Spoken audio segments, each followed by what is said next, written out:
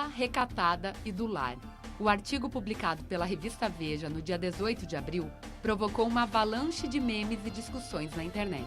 O artigo conta brevemente o perfil de Marcela Temer, esposa do vice-presidente Michel Temer. O texto, com linguagem tendenciosa, afirma que a quase primeira-dama gosta de vestidos na altura dos joelhos e sonha em ter mais um filho com o vice. Além de afirmar que Marcela Temer é uma mulher de sorte por ter Michel Temer ao seu lado.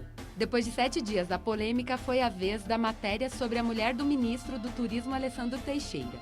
Milena Santos, que foi Miss Bumbum dos Estados Unidos em 2013, postou em sua rede social fotos dentro do gabinete com a seguinte afirmação, abre aspas, não é à toa que ao lado de um grande homem existe sempre uma linda e poderosa mulher, fecha aspas.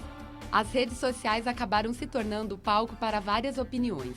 Há quem diga que as ironias sobre os fatos ocorridos demonstram uma grande intolerância. Já outro ponto de vista afirma que as mídias sociais estão dando voz a milhares de mulheres que lutam para libertar-se das amarras do machismo. O que me intriga nas duas notícias, tanto da Marcela como da Milena, é como a mulher é aceita. Ela só é vendida de duas formas, como a santa ou como a puta. Ou seja, isso continua igual. Os estereótipos que são onde a mulher é encaixada ou ela é a santa que fica em casa, que cuida do Michelzinho, que não sei o quê, que é Lina, ou a puta que faz de um tudo para ter um corpão, porque vamos combinar, tem um corpão. Não é fácil ganhar Miss Bumbum, tá? Ser gostosona, então são os dois estereótipos. Quer dizer, é isso que a gente compra, é isso que a gente coloca no mercado. É dessa forma que a mulher continua sendo vista. A luta feminista, ela está aí para direitos do tipo acesso à alfabetização, acesso a poder votar. É muito básico tudo que as mulheres conseguiram trazer para elas mesmas a partir desses movimentos e dessas reivindicações. Então, quem se sente prejudicada, porque daqui a pouco virou vergonha, então ser recatada do lar, tem que pensar naquilo que não teria nem condições de estar interagindo no Facebook. No dia 21 de abril, a BBC publicou uma entrevista com a Marie Del Priore, que é uma historiadora muito famosa do Brasil, e ela diz o seguinte a respeito disso. Ela diz, eu acho uma intolerância total esse tipo de crítica, que é a crítica das mulheres postando na internet, Bela recatada e do bar, Bela recatada e todos os outros tipos que fizeram. Segundo ela, o certo é respeitar. Se essa senhora quer viver dessa forma e faz feliz a si própria e ao seu marido, melhor para ela. Mas essa necessidade de querer que as mulheres se enquadrem numa tipologia de mulheres bem-sucedidas, independentes, que fazem o que querem, deitam com quem querem, ou então do seu oposto, como uma santa em casa, essas tipologias caíram por terra. Que apesar das discordâncias entre os grupos, enfim, que defendem A ou B, existe uma manifestação das pessoas que estão exigindo do discurso que aparece na revista, ou na TV ou no Face, uma posição ética, né? Elas estão esperando que a revista, antes de publicar o seu artigo, se comprometa com alguns princípios. Isso é uma novidade, porque poucas pessoas associam o discurso a uma ação ética ou que vai gerar consequências para a sociedade do ponto de vista de favorecer ou não um ideal de justiça que está atrelado aos movimentos feministas, né?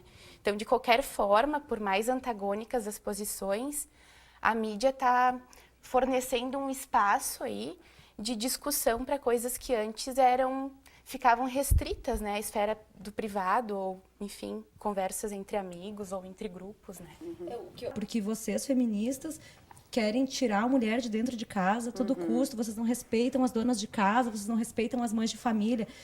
Quando não é isso, né? Quando a gente não está querendo enclausurar a mulher em qualquer outro lugar, porque a rua também é um espaço de enclausuramento, né? Dependendo do... né? Tu na rua tu pode se sentir enclausurado, né? Tanto quanto no ambiente privado, mas eu acho que é a questão de tu oferecer possibilidades para a mulher, né?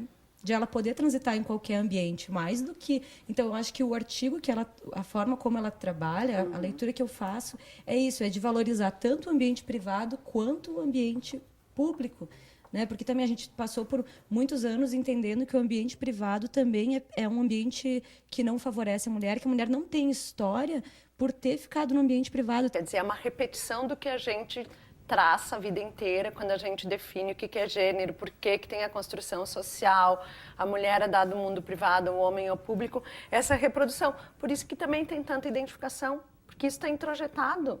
Isso é o que algumas mulheres ainda imaginam como ideal de vida. E eu não vou tirar que seja o ideal de vida delas. Agora, não podemos ficar no superficial de achar que é isso que a revista está tentando nos passar. Eu fiquei muito feliz com a matéria que eu vi sobre a Marcela Temer. Eu abri a revista e tive essa feliz surpresa de me ver retratada naquela revista, né? Porque a gente sempre abre, eu tenho acompanhado direto, a gente tem visto direto o rosto da Dilma e exemplo de que é ou não uma referência de uma mulher brasileira, né? Aquela machorra com cabelinho curto, que fala toda enrolada. E aí a minha autoestima vai lá embaixo, sabe? Eu, enquanto mulher, eu fico abalada. Porque eu penso, poxa vida, o Brasil sempre foi conhecido como o país do futebol, do samba, das mulheres belas. De repente colocam a Dilma, sabe? Pra colocar o seu rosto na vitrine lá fora, eu fico abalada. Uma mulher bela, recatada, do lar, ou seja, um exemplo de mulher daquilo que sempre foi. A história tá aí para comprovar isso, gente. Ou seja, uma menina que respeita as tradições, que respeita a sua própria história, a história do seu país. Sou louca, corajosa e do bar. Sou luta, valente e da rua. Sou sonho, distraída e da lua. Sou bicho, feroz e da floresta. Sou gente, alegre e de festa. Sou mulher onde quer que eu esteja. Sou o que eu quiser e não o que diz a Veja. Acho que tem uma questão do conservadorismo na mídia hegemônica, que a gente diz, os grandes grupos da mídia hoje estão voltados para um público que ainda consome o impresso, que geralmente é um público que se identifica mais com o conservadorismo. Então, eles são um case de sucesso no momento em que eles entregam aquilo que a pessoa quer ler. Eles desconsideram a responsabilidade social de um veículo de formação de opinião, né, que obrigaria a uma postura ética. Mas eles entregam o pão quente exatamente com a cobertura que esse público conservador quer e vão repetindo e vão criando essa cristalização de questões que já estariam até superadas na nossa sociedade, né? Eu tenho uma aluna, inclusive, que está investigando os portais G1 e R7 e suas chamadas machistas o tempo todo. Às vezes a fulana é uma excelente cantora, mas aí a chamada sobre o seu novo disco tem a ver com a foto sensual para lançar seu novo disco. Ou então ela é a mulher de alguém. Então é um processo bem... Fora quando a gente não vê o Cidade Alerta, que tem sempre uma participação de uma mulher, que eles falam, sua encalhada. Porque é direto, assim, daí tu fica assistindo apavorada, assim. Mas nos outros, Cidade Alerta é da Record, né? Então, não só a Globo, mas tantos outros veículos de massa e também os portais. Então, além desses impressos aí conservadores que a gente conhece como Veja, Isto É e tal, esses portais que também se comunicariam já para o jovem que está na internet, eles ameaçam também continuar com esse discurso, né? Isso volta com o que a Tef falou antes do público, vocês falaram do público e do privado, né? Porque a revista, ela tem um dono e eles têm, por isso, uma liberdade para dizer e fazer e apresentar, né? Enquanto, ao mesmo tempo, está afetando o público, né? Todos vivemos na mesma sociedade, o que é comum, mas somos únicos e diferenciados, né? Tá? A quem interessa essa questão da mulher consumo? Essa é uma visão do capitalismo. Quem alimenta o capitalismo, dentro de uma estrutura como a gente se divide de Estado, a direita.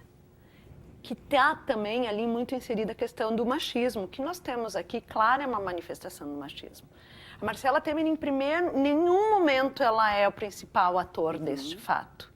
Tá? O que todo o tempo a Veja, os meios de comunicação estão nos dizendo? O Temer é tão perfeito que até uma mulher perfeita ele tem ao lado dele.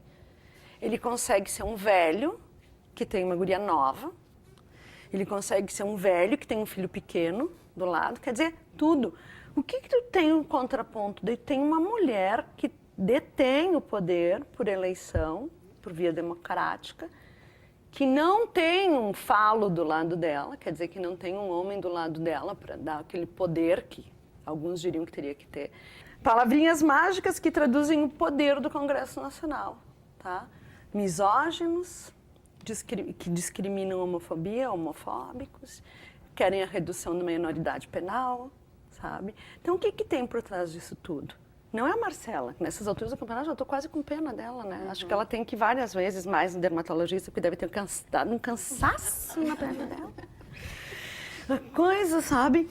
Mas, enfim, é o que está por trás. É reforçar esse padrão do homem que tudo pode e que vai continuar no poder e vai continuar com aquela mulher submissa que vai ficar lá